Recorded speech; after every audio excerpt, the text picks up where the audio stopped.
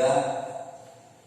Yang pertama-tama, marilah kita mengucapkan banyak-banyak puji syukur kehadiran Allah Subhanahu wa taala, karena di kesempatan siang hari ini kita masih bisa berkumpul dalam acara seminar mewujudkan budaya positif di lingkungan UPTD SPF SD Negeri Pakisan 3, Kecamatan Telogosari, Kabupaten Bondowoso, di mana dengan nikmat beliau dan nikmatnya kita dapat berkumpul dan bertatap muka di siang hari ini. Salawat serta salam semoga tetap tercurahkan kepada junjungan kita Nabi besar Muhammad SAW. Untuk mempercepat waktu, saya akan membacakan beberapa susunan acara. Yang pertama, pembukaan. Yang kedua, sambutan kepala sekolah SDN Pakisan 3 atau yang mewakili. Yang ketiga, acara ini yaitu seminar budaya positif oleh narasumber Bapak Ahdis Ardiansyah selaku calon guru penggerak angkatan 7. Yang keempat, penutup strip doa. Yang pertama, marilah kita mulai acara ini dengan pembukaan dengan membaca Bismillah. Bismillahirrahmanirrahim. Lanjut acara yang kedua yaitu sambutan kepala sekolah atau yang mewakili kepada Bapak Adi Sutrisno. Kami persilahkan.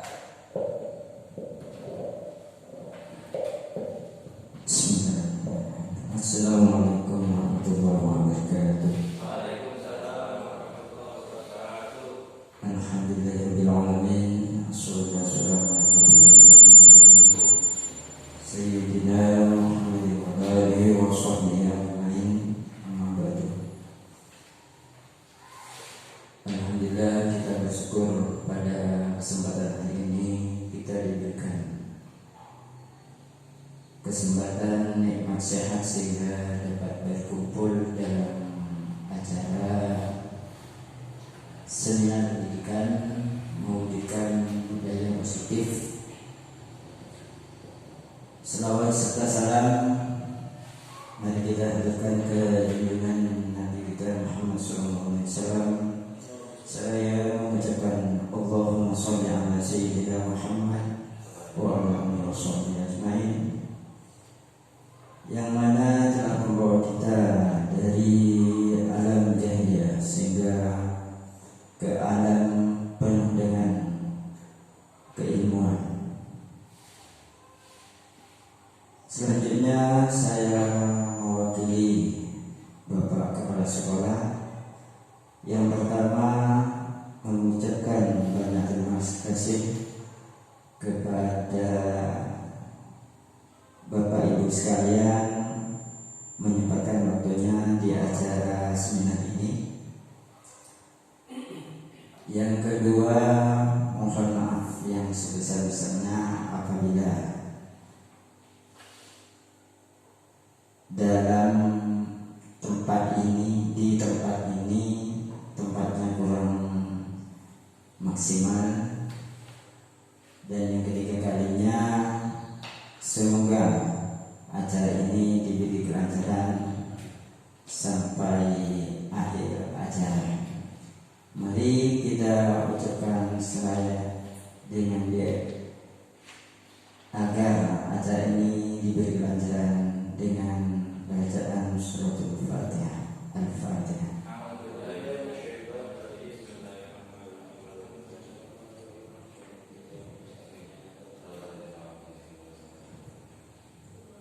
Terima kasih.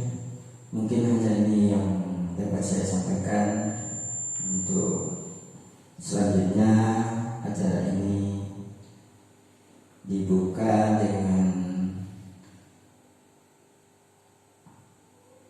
lancar. Demikian yang dapat saya sampaikan. Assalamualaikum warahmatullahi wabarakatuh. Kepada Bapak Adi Sutrisno, lanjut acara yang ketiga yaitu acara inti seminar budaya positif oleh narasumber Bapak Ahdis Ardiansyah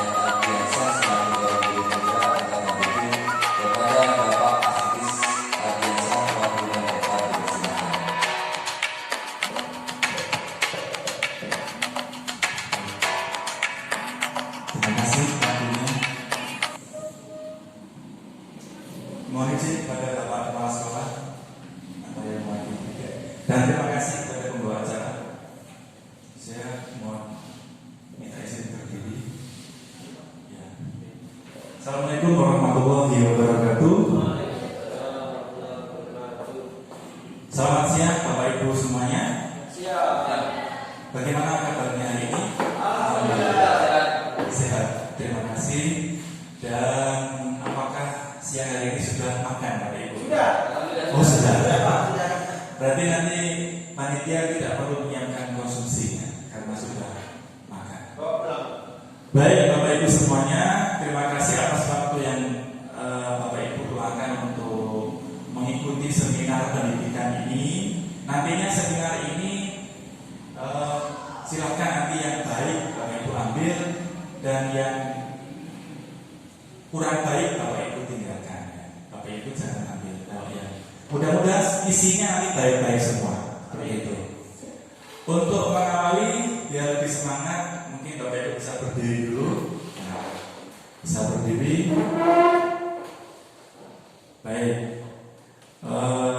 Untuk melatih konsentrasi kita, nanti Bapak Ibu mengikuti apa-apa dari saya. Seperti itu ya. Nah, contohnya seperti ini Bapak Ibu. Kalau saya bilang panjang, berarti tangannya Bapak Ibu seperti ini, panjang ya. Kalau saya bilang pendek, seperti ini Bapak Ibu.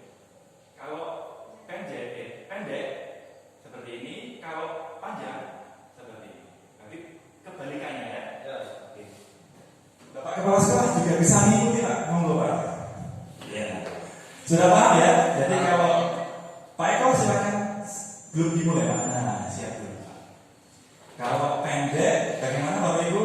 Kalau pendek, nah betul. Kalau panjang, siap.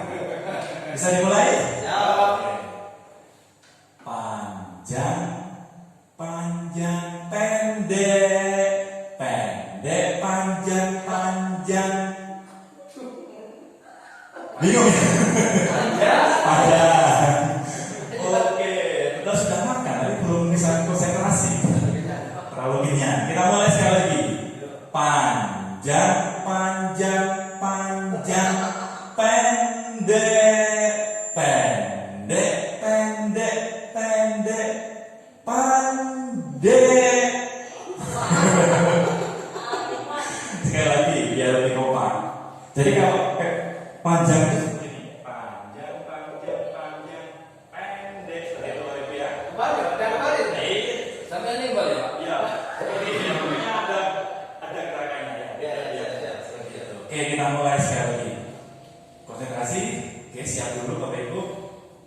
Panjang, panjang, panjang, pendek, pendek, panjang, pendek, panjang, panjang, panjang, pendek, pendek, pendek, panjang, panjang, pendek, pendek, panjang.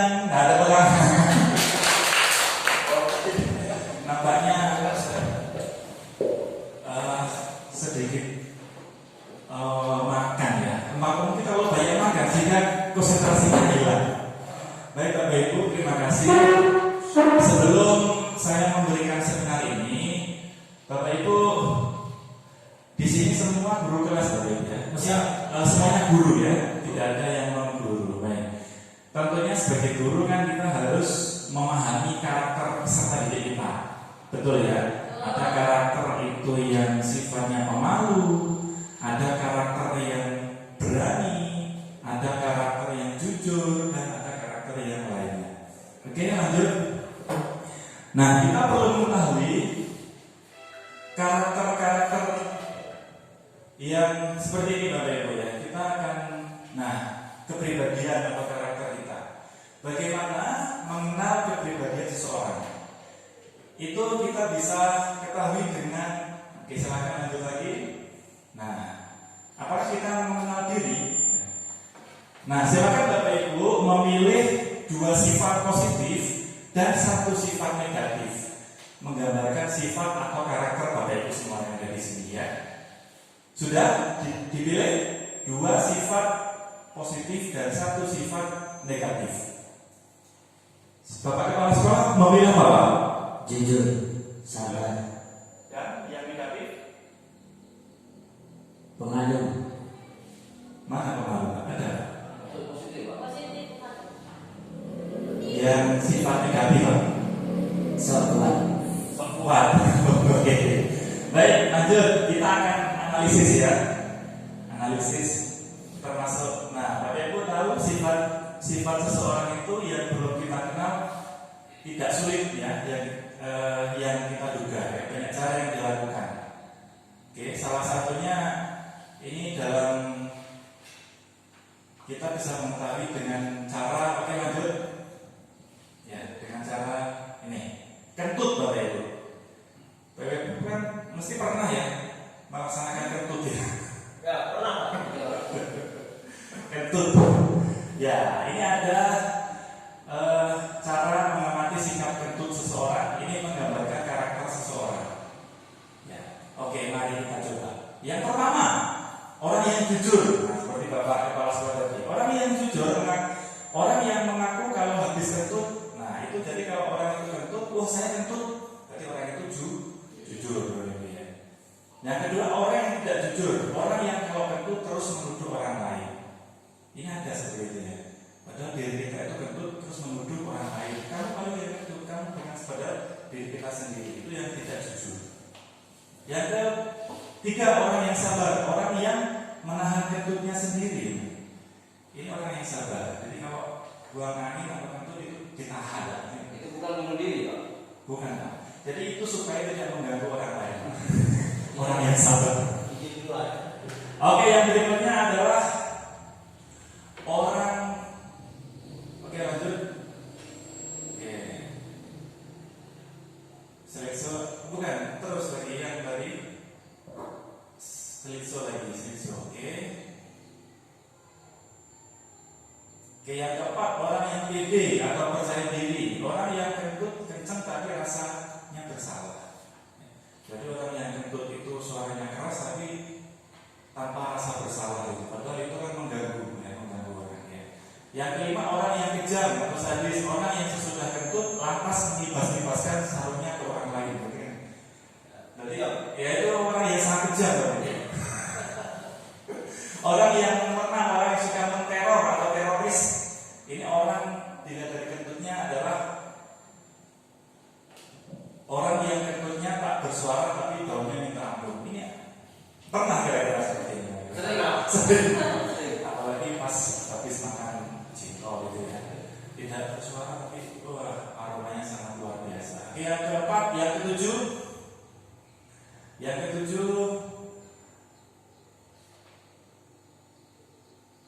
Oke, langsung aja next gitu ya. Orang yang pemalu ya, orang yang kalau kentut tidak bunyi tapi merasa malu sendiri. Oke, yang kedelapan, orang yang strategis, orang yang menyamarkan kentutnya dengan cara kentut sambil tertawa. Jadi untuk memanipulasi, ya, suaranya tidak terdengar. Orang yang bodoh, orang yang sehabis kentut terus menarik nafas dalam-dalam untuk mengganti angin yang keluar. Oke, yang berikutnya ini yang nomor 10.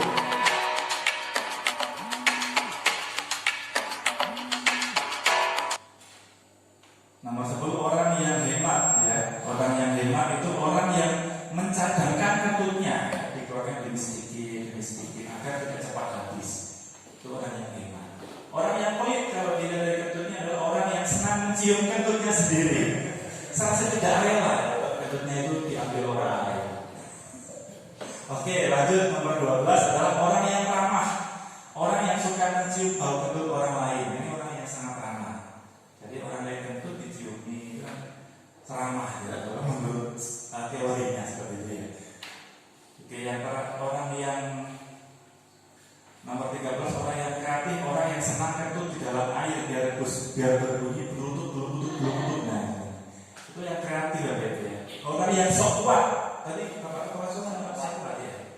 Orang yang kalau kentut sambil ngeden sekuat-kuatnya. Padahal tidak usah ngeden ya, itu sudah keluar sendiri ya. Itu ya, seperti itu kalau.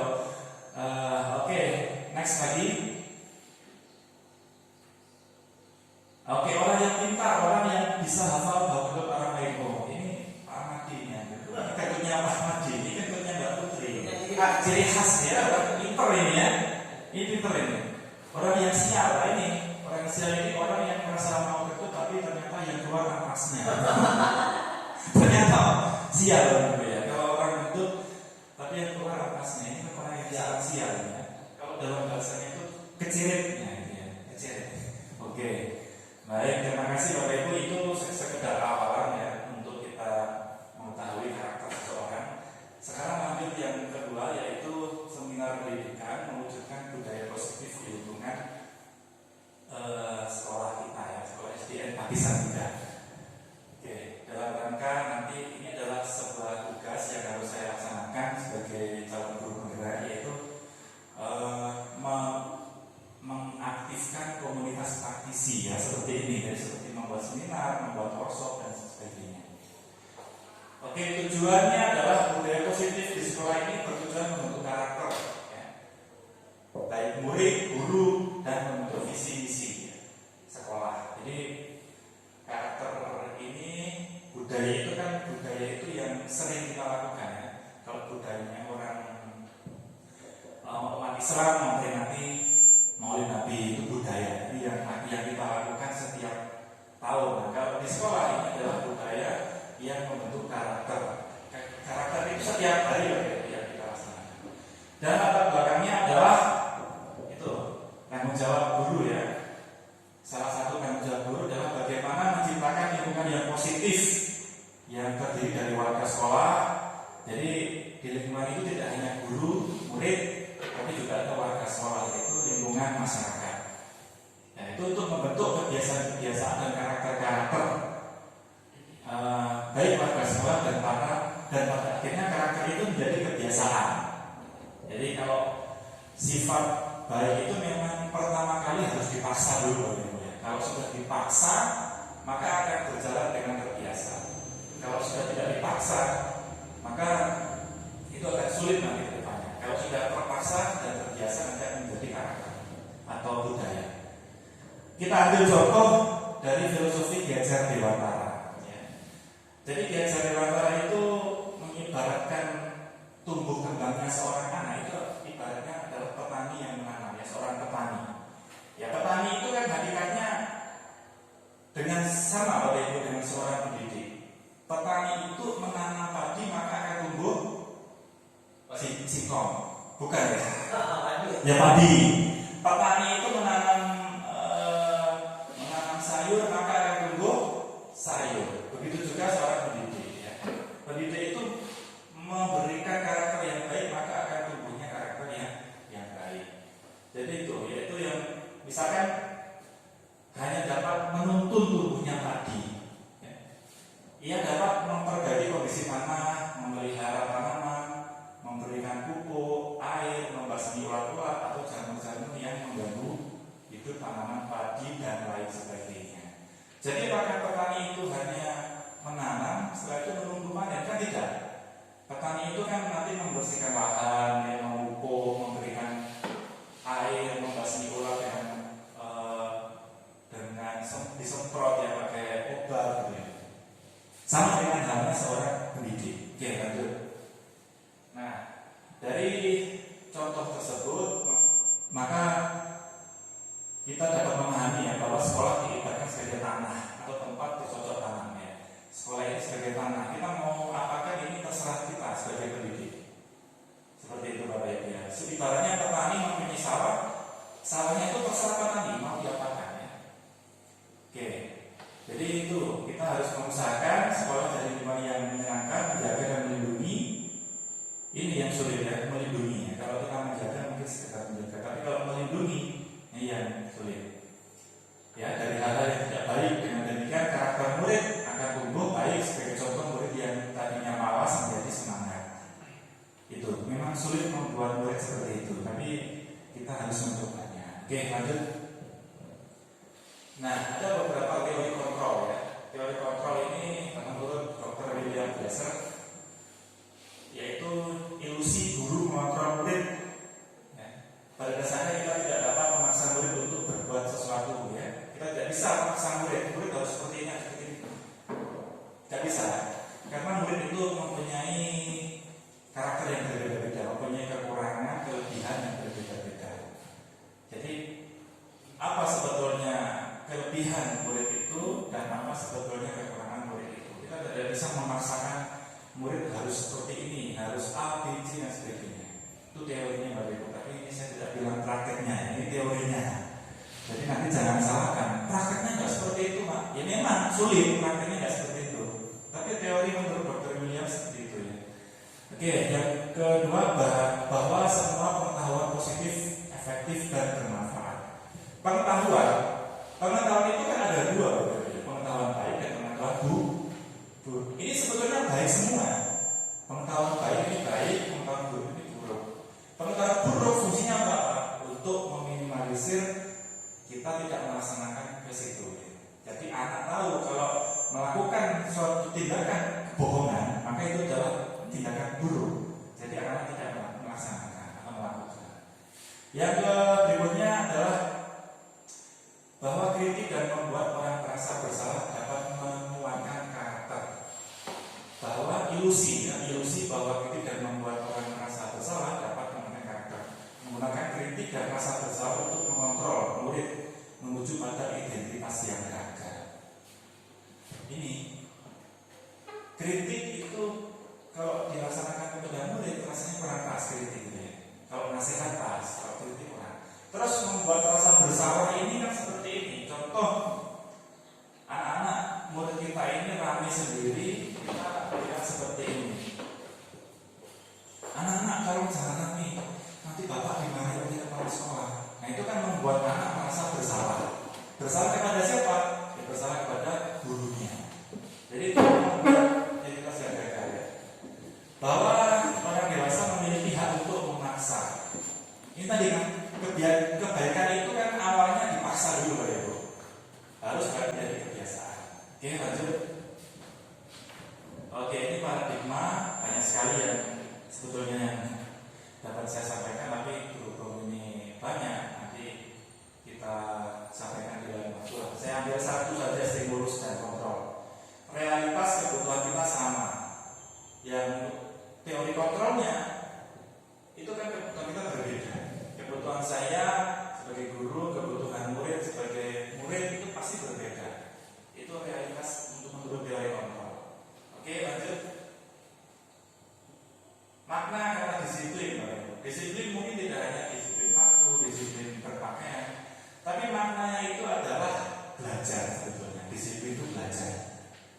Jadi inti makna kata disiplin itu adalah belajar. Belajar dari yang pertama itu belajar dari tidak bisa menjadi bisa, belajar dari tidak tahu menjadi tahu, dari belum paham menjadi paham. Itu adalah maknanya kata belajar. Yang kedua, untuk diajar dewasa itu ada syarat utamanya adalah harus ada disiplin yang kuat. Ya, disiplin yang kuat. Disiplin itu bisa dari diri dan dari orang lain. Ya, dari motivasinya dari internal dan eksternal. Dari internal itu ya dari dalam diri kita sendiri, dari kita punya niat. Kalau eksternal dari orang lain, contohnya guru, orang tua, untuk memberikan motivasi. Yang ketiga adalah ini sebagai pendidik, tujuannya adalah menciptakan anak-anak yang memiliki rasa disiplin. Ya, terutama memiliki dulu rasa disiplin diri di dalam diri kita, diri peserta didik. Kalau kita tidak bisa menciptakan anak-anak yang memiliki disiplin dalam diri, maka kita harus menciptakan disiplin melalui motivasi eksternal dengan memberikan dengan perkataan, dengan ucapan. Baik, lanjut. Oke, disiplin positif berdasarkan nilai kebijakan universal. Ini mudah-mudahan tidak ngantuk Bapak Ibu. Saya khawatir ngantuk kalau saya memberikan seminar seperti ini. Karena materinya teori semua ini, teori semua. Prakteknya nggak tahu bisa dilaksanakan.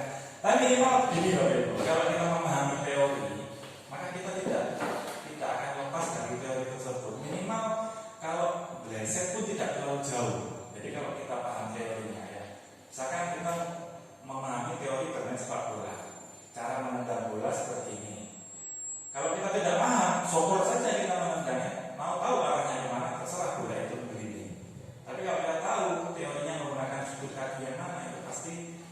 arahnya tidak terlalu melenceng lah, seperti itu ya. Oke, baik, kebijakan, nilai kebijakan itu yang ingin dicapai ya secara individu yang disepakati bersama. Jadi kebijakan tidak harus dilaksanakan oleh pendidik.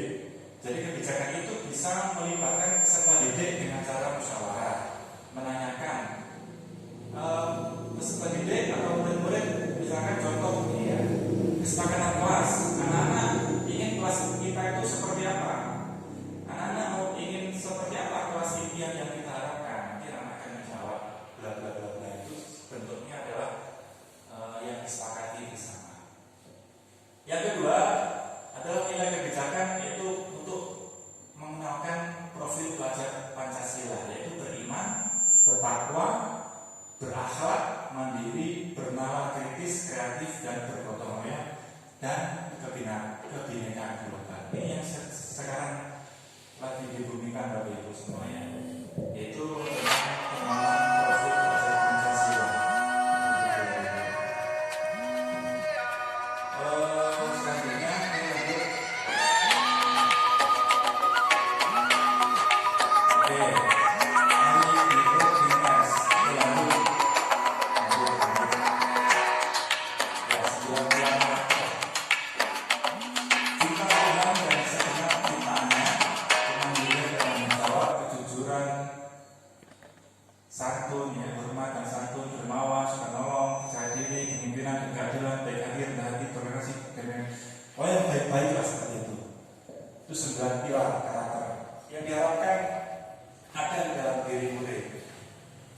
Jadi menurut Indonesian Heritage Foundation (IHF), 9 karakter itu ya seperti itu. Jadi itu yang kita berikan kepada murid kita, ada 9. Oke, lanjut. Petunjuk seumur hidup dan keterampilan hidup, lifelong ya. Keterampilan hidup dapat dipercaya, lurus hati, pendengaran yang aktif, tidak merendahkan orang lain, memberikan yang terbaik dari diri. Banyak sekali ya nilai-nilai kebajikan dalam hidup, banyak sekali. Kita hanya bisa melihat dan membaca, tapi sulit kita itu untuk melaksanakan. Oke, lanjut. Ini adalah building moral intelligence ya. Apa itu? Makanan apa itu ya? Ya itu empati. Empati itu dengan suara ya, dengan perkataan. Hati, kontrol diri, ya, kontrol rasa hormat, kebaikan, toleransi, keadilan. Lanjut. Kalau saya bahas satu-satu nanti lama ya. Ini proyek pendampingan kebajikan. Banyak sekali ini. Kira-kira ini bisa ya dilaksanakan. Contohnya kalau kebersihan bisa lah ya. Ya, toleransi oke. Ya, dermawan ya bisa lah dengan menyumbang. Sebetulnya bisa semua ya dilaksanakan. Tapi dalam prakteknya ini sulit. Oke, lanjut. Motivasi perilaku menurut Diane Gosen. Motivasinya ada 3 ya. Yang pertama, untuk menghindari ketidaknyamanan atau hukuman. Ya, contohnya seperti ini. Anak datang terlambat itu karena apa? Anak tidak datang terlambat karena apa? Karena disiplin atau karena takut dimarahi oleh gurunya. Itu menghindari hukuman ya. Untuk mendapatkan imbalan atau penghargaan. Nah, ini semacam anak-anak jika dapat juara 1 nanti hadiah seperti itu ya. Anak-anak jika menyelesaikan tiket nanti dapat imbalannya seperti ini. Itu nanti akan kita bahas di slide berikutnya. Ada.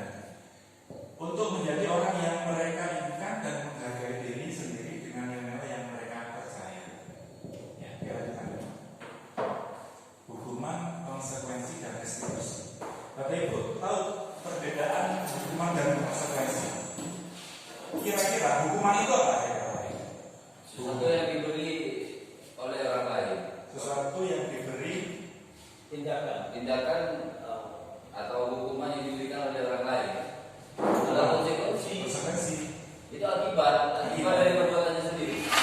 Misalkan apa contohnya? Hukuman. Hukuman misalnya kalau kita membeli barang orang lain, hukumannya negara. Kalau konsekuensi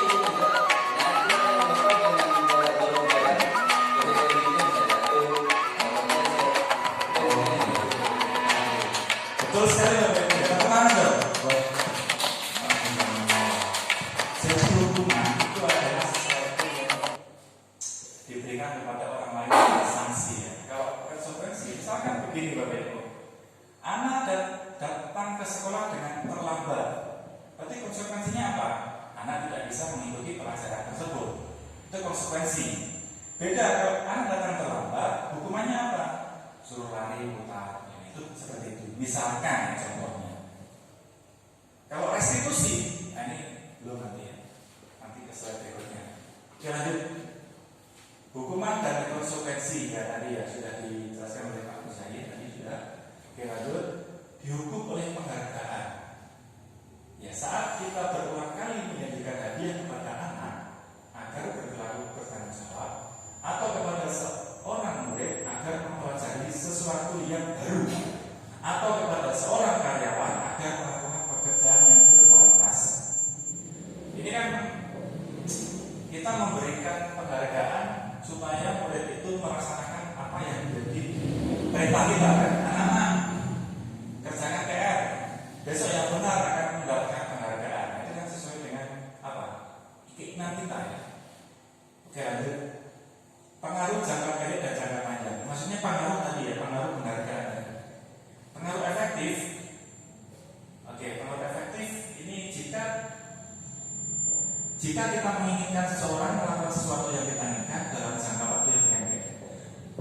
Ini loh ya. Pengaruh efektif itu penghargaan itu jika kita melaksanakan memberikan penghargaan itu dalam jangka waktu yang pendek, 1 hari, 2 hari. Tapi kalau pembentukan karakter tidak bisa lebih. Karena pembentukan karakter itu membutuhkan waktu yang lama dan proses.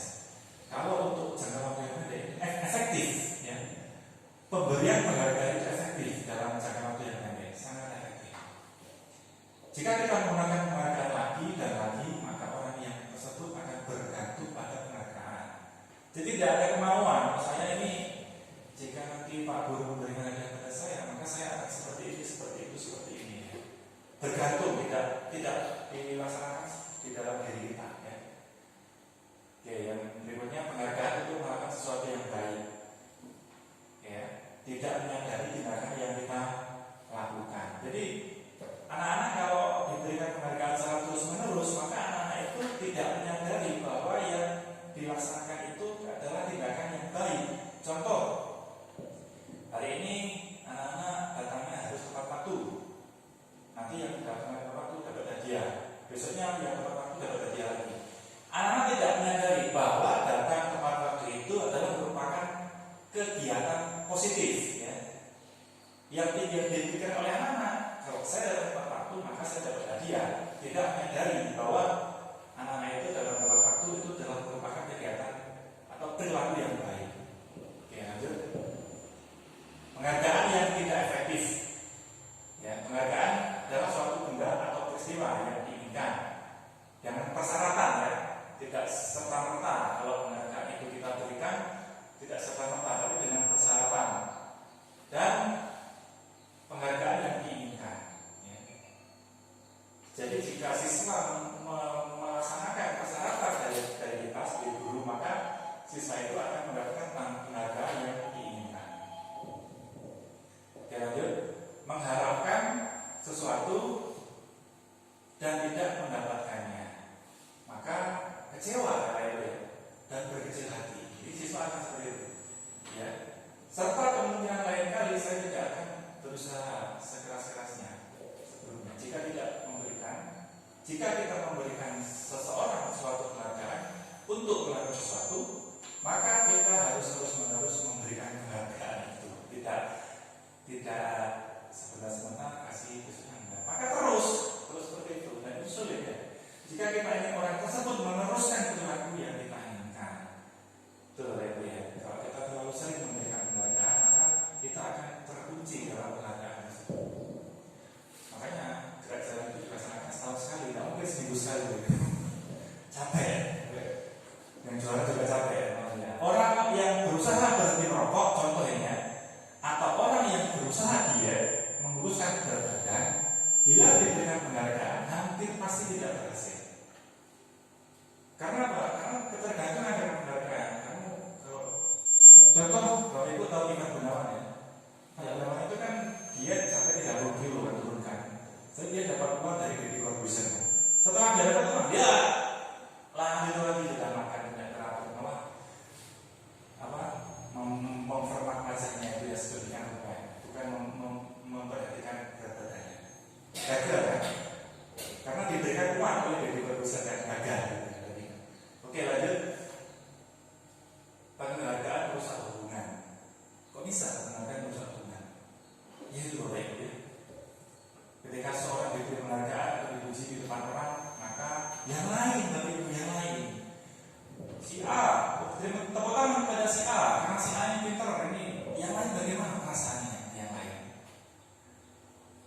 kecil hati, merusak hubungan dengan teman-teman, dengan guru, dengan teman sejawat, dengan teman yang lain maksudnya itu. Murid-muridnya besar, kemudian murid-muridnya itu termotivasi hanya untuk menyenangkan gurunya. Ya, persaingan menciptakan kecemasan. Mereka yang percaya bahwa mereka tidak memiliki kesempatan untuk mendapatkan penghargaan akan berhenti mencoba. Jadi seperti itu. Kalau kita memberikan penghargaan itu baiknya diberikan siswa setahun sekali ya, seperti juara kelas, kenaikan kelas. Maka siswa yang lain maka di tahun berikutnya dia akan berusaha. Oke, lanjut. Penghargaan mengurangi ketepatan. Ini ya. Contoh yang riset ya. Dalam sebuah percobaan sekelompok anak laki-laki berusia sekitar 9 tahun diminta untuk melihat gambar-gambar wajah yang ditampilkan di layar. Dan mereka harus memberitahukan jika wajah-wajah tersebut sama atau berbeda. Gambar-gambar tersebut hampir sama. Beberapa dari mereka diberi penghargaan dalam bentuk uang pada saat mereka memberikan jawaban benar, sementara sebagian yang lain tidak. Hasilnya, anak laki-laki yang dibayar membuat lebih banyak kesalahan. Yang kedua, riset yang kedua, anak-anak diminta mengingat kata-kata tertentu, kemudian mereka diminta mengambil kartu yang berisi kata-kata yang diingat tersebut setiap kali muncul. Beberapa anak diberikan permen setiap mereka memberikan jawaban yang benar, dan sebagian yang lain hanya diberitahu saja bila jawaban mereka benar. Hasil anak-anak yang mendapatkan permen, jawabannya banyak yang tidak tepat, ya, dibandingkan anak-anak yang hanya diberitahu jawaban benar. Bisa dipahami kira-kira Bapak Ibu ini. Jadi anak-anak yang sering diberi penghargaan, maka jawabannya semakin tidak tepat ya. Tapi jika anak-anak cukup diberikan jawaban, ya benar itu, betul jawabannya seperti itu, maka di kemudian hari lebih mengingatkan seperti itu, lebih paham yang seperti itu ya. Oke, lanjut. Penghargaan menurunkan kualitas. Pengamatan dilakukan pada sekelompok mahasiswa-mahasiswi yang sedang kerja praktek di sebuah kabar. Saat itu mereka sedang belajar menuliskan sebuah artikel tentang ini. Jadi mahasiswa Bapak Ibu yang dibayar dan yang tidak dibayar, maka dia akan lebih berkembang yang mana kira-kira ini? Lebih berkembang yang dibayar atau tidak dibayar ketika diberikan tugas membuat artikel? Tidak dibayar. Kalian berkembang ya. Kalau orang yang dibayar, maka dia akan mentok seperti itu. Kalau yang tidak dibayar, maka dia akan timbul dalam dirinya untuk lebih berkembang lagi. Karena itu akan ekspektasinya adalah untuk dirinya sendiri, untuk pengembangan dirinya sendiri. Kalau dibayar, maka dia ini untuk orang lain. Makanya saya belajar terus menerus. Yang penting orang lain oke, saya dapat uang ya sudah. Nah seperti itu biasanya. Itu menurunkan kualitas. Oke lanjut. Tapi saya ini juga yang dialami seperti tadi Pak, contoh mahasiswa yang dibayar. Saya kerjakan orang terus dibayar. Ini kan mengurangi kualitas saya ini sebetulnya. Mengurangi kualitas saya, ini menurunkan kualitas. Karena saya mengerjakan laporan dibayar. Kalau saya nggak dibayar, tidak kerja saya. Contoh, penghargaan mematikan kreativitas. Nah ini contohnya ya. Murid-murid diminta berpikir mengenai hadiah atau penghargaan yang bisa mereka dapatkan bila berhasil menulis sebuah puisi. Ya, bila berhasil menulis sebuah puisi. Penelitian menunjukkan bahwa pekerjaan seni atau sebuah penulisan cerita menjadi kurang kreatif bila dijadikan sebuah hadiah. Betul apa tidak itu? Betul ya. Jika seorang seniman dia melukis dan lukisannya sebelum dia lukis, tolong ini saya kasih uang 10 juta buatkan lukisan ini, pasti dia akan berpikirnya akan tidak kreatif ya. Karena sudah ada penghargaan tadi ya. Sama kalau seorang seniman itu dia berekspresi, melukis, menggambar tanpa memikirkan penghargaan, bisa jadi lukisannya itu bernilai puluhan miliar, puluhan juta ya. Seperti itu penghargaan mematikan kreativitas. Oke lanjut.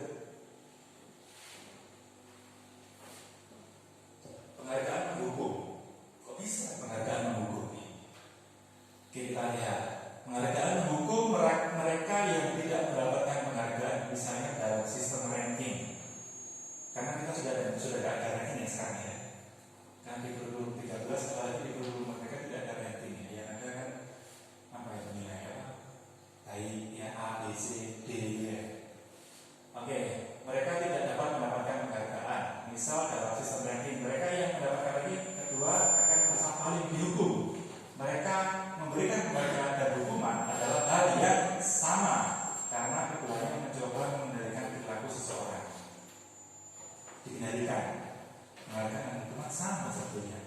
penghargaan mengendalikan orang supaya pintar, hukuman mengendalikan orang supaya tidak mengulangi lagi perbuatan itu. Karena orang pada dasarnya tidak suka dikendalikan. Tadi saya di awal menyampaikan bahwasanya dalam menentukan sikap atau kesepakatan kelas itu kan kita melibatkan siswa ya dengan cara menanya anak-anak, menurut anak-anak kelas IPL yang seperti apa yang anak-anak inginkan. Nah, seperti itu nanti anak akan menjawab. Jadi tidak beda kalau prinsipnya. Anak-anak kelas ini harus seperti ini, seperti ini, seperti ini. Wah, itu dikendalikan. Anak pasti nggak suka. Teorinya seperti itu. Teori sekarang ini teori. Kalau jangan tanya praktek ya. Kalau prakteknya berbeda. Ini teori. Tapi kita paham dulu teorinya. Oh itu teori Pak dia prakteknya nggak. Iya memang seperti itu. Ya. Minimal kita tahu dulu lah. Dalam jika suatu penghargaan diharapkan, namun Anda tidak mendapatkannya, Anda akan merasa dihukum. Ya seperti itu. Akan sia-sia perjuangannya. Lanjut, motivasi dalam diri intrinsik. Nah, tadi sudah ya saya sampaikan di awal. Oke, lanjut. Restitusi. Nah, apa sih restitusi? Proses menciptakan kondisi bagi murid yang memperbaiki kesalahan mereka sehingga mereka bisa kembali pada kelompok mereka dengan karakter yang lebih kuat. Nah, dosen ya, menurut dosen bertindak. Keyakinan kelas bersifat lebih abstrak daripada peraturan yang lebih rinci dan konkret. Ini yang dimaksud adalah restitusi ini menyelesaikan masalah tanpa masalah, seperti pegadaian, bukan oleh kelas itu ya. Jadi restitusi itu adalah membuat anak tidak mengulangi itu tadi ya, perbuatan tadi dengan cara tidak dihukum. Dengan cara seperti ini, misalkan contoh ada kasus si A, ya, si A itu bukan Ahmadi, si A gitu ya. Si A datang terlambat ke sekolah, maka sama gurunya langsung ditegur seperti itu juga itu. Ya betul, tapi masih ada yang betul lagi. Jadi dipanggil dulu si A ke ruangan atau ke depan lah ke sini. Nah setelah jam kosong atau si A kenapa tadi kamu terlambat? Ditanya dulu ya. Oh saya tidurnya terlalu larut malam Pak, karena nonton TV misalkan ya, sehingga tidurnya malam sehingga paginya bangunnya kesiangan dan datang ke sekolah terlambat. Oke, apakah ibumu atau orang tuamu tidak melarang kamu nonton TV larut malam? Jawabannya bagaimana jawabannya saya? Ya, ada yang tidak, ada yang iya mungkin ya. Oke, sudah itu adalah penyelesaian yang tahap pertama. Yang kedua adalah kamu tahu kan peraturan di kelas kita datangnya harus tepat waktu, tanpa. Maka oleh sebab itu apa? Saya tidak akan mengulangi lagi Pak untuk datang tepat. Jadi seperti itu loh Ibu ya. Tidak langsung menjas. Dicari dulu. Apa kenapa ini kok datang terlambat? Kamu datang terlambat sebagai marah-marah ibu ini. Tanpa ditanya dulu apa penyebabnya. Penyebabnya adalah nonton TV larut malam. Sehingga dia di hari berikutnya dia tidak akan nonton TV larut malam. Padahal jam berapa itu sudah. Oke lanjut. Oh tadi belum yang kedua tadi ada sedikitnya. Restitusi itu juga merupakan sebuah proses kolaboratif antara guru dan murid.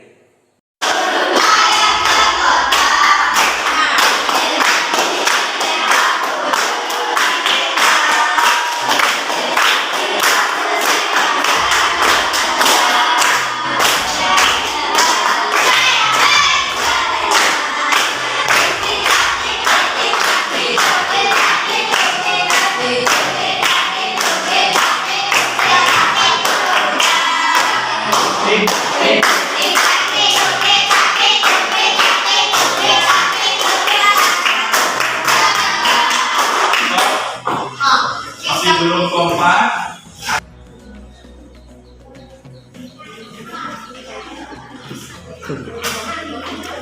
Silvi, apa yang ingin Silvi harapkan agar kelas kita ini menjadi baik? Kelas harus bersih, baik.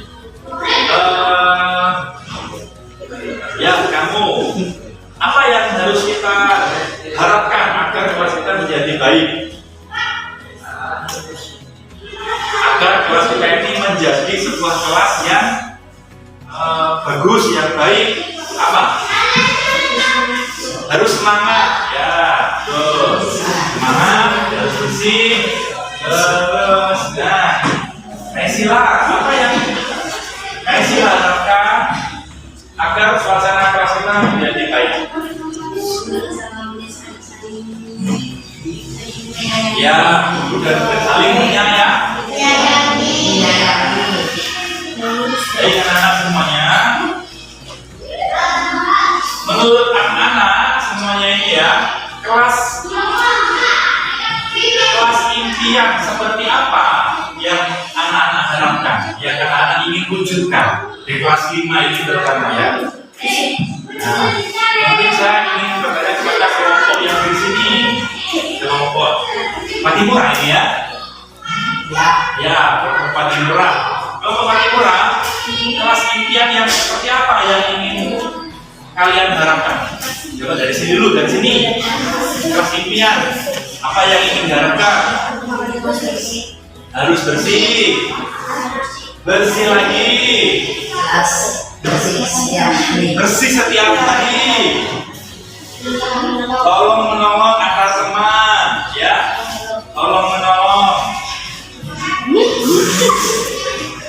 Ya, sama ya jawabannya ya. Jadi anak-anak ada berbagai macam keinginan.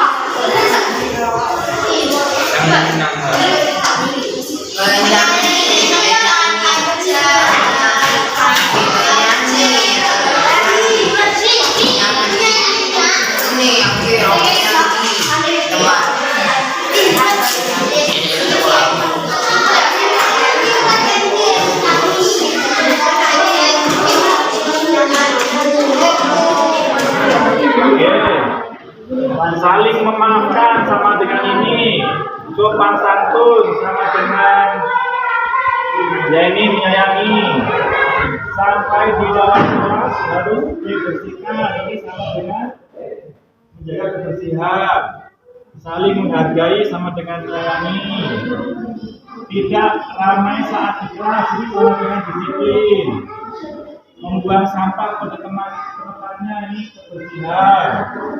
Saya ingin kelas ini menjadi bersih. Oke, sama.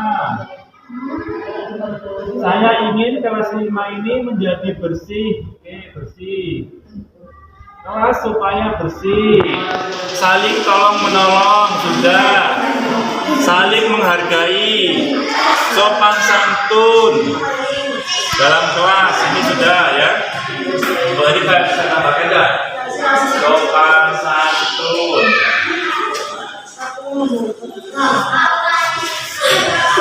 Saya ingin kelas ini menjadi bersih. harus menjaga kebersihan, bersopan santun. Ya. Oke ya, anak ini ya. Ya. Ini adalah kesepakatan yang sudah kita buat. Yang pertama, menyayangi teman, tolong menolong sesama teman. Jika teman membutuhkan bantuan, kita harus saling tolong menolong. Disiplin. Ini disiplin ini baik disiplin berpakaian, disiplin waktu. Biar anak itu harus disiplin. Menjaga kebersihan tangan kita, kebersihan badan, ya. Rajin belajar, baik. Ketika diberikan tugas dulu itu dikerjakan, sopan dan santun. Baik.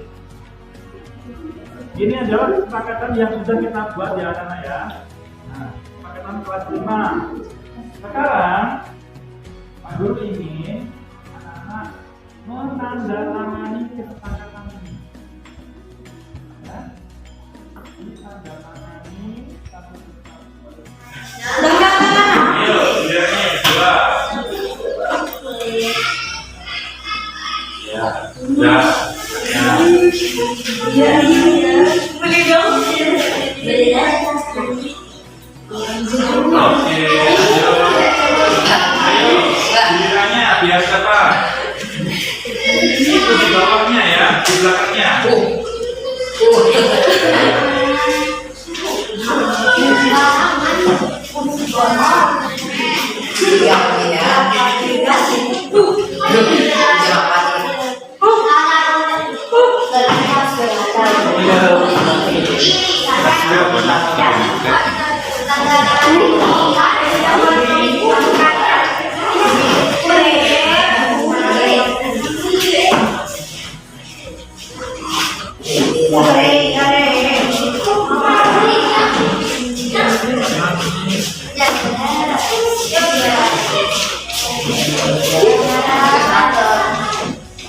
Ya, yang perempuan sudah selesai ya. Ya, sudah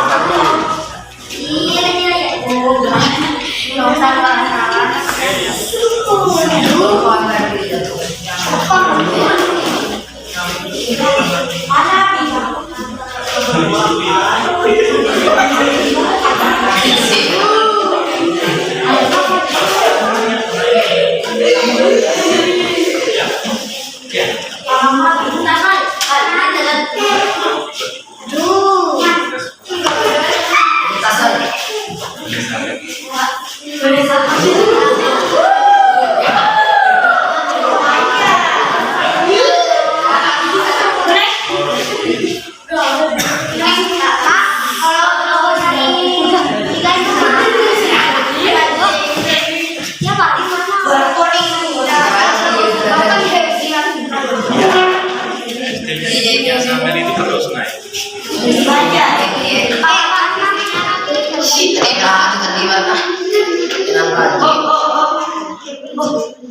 Oke, gantian. Ayo.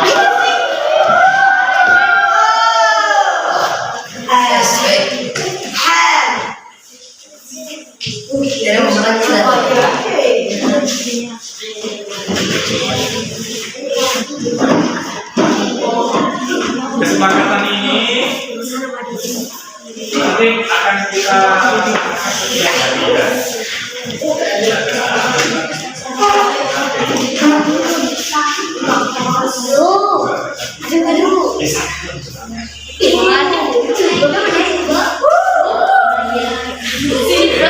Ya, langsung belakangnya.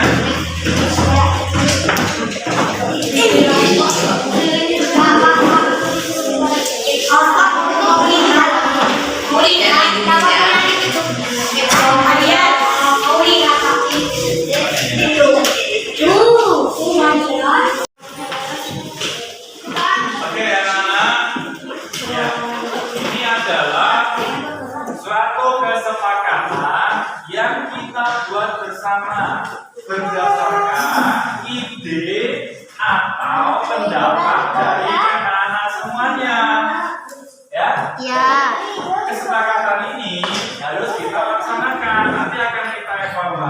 setiap hari, setiap minggu. Kenapa kok sudah kita tulis menyayangi teman? Kenapa kok masih ada yang bertengkar? Nah, ini apa penyebabnya?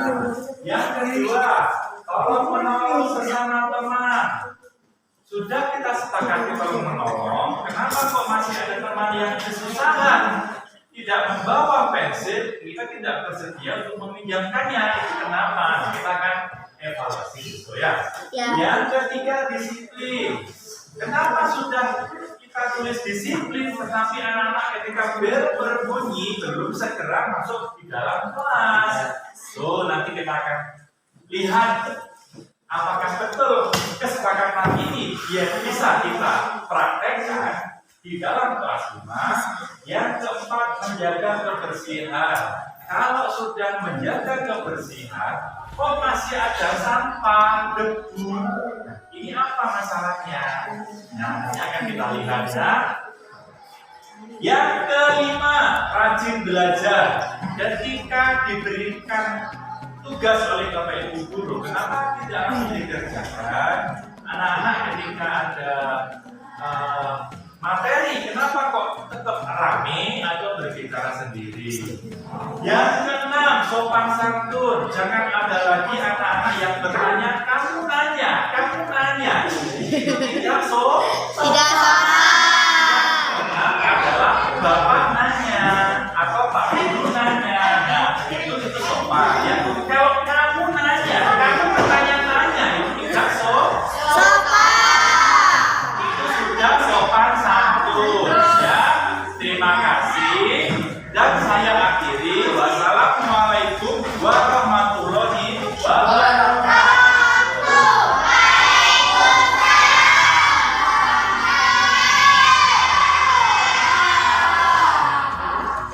Barusan kita sepakati, tetapi kita sudah melanggar yang poin nomor 6, sopan santun. Dengan berbicara